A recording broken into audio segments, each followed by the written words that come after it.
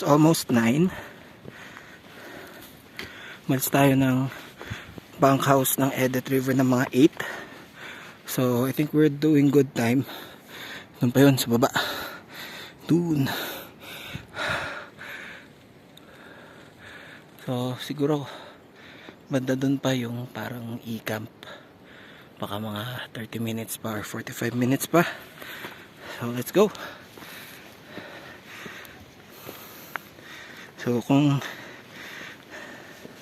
napag-interesan yung mag-hiking,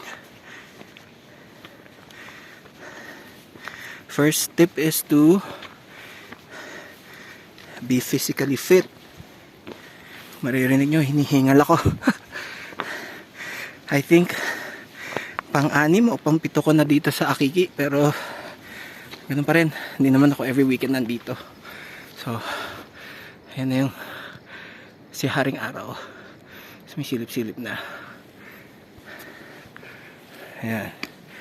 Kasi medyo physically demanding tong hobby na to. So ngayon may dala akong 16 kilo pack. Andun na yung tent, sleeping pad, sleeping bag, water, 3 500 ml na Gatorade, mga rain jacket, pangginaw, pamalit ng damit, first aid kit, saka trail food. Ayan, tayo nga si Sir Jay sa tumumbang puno.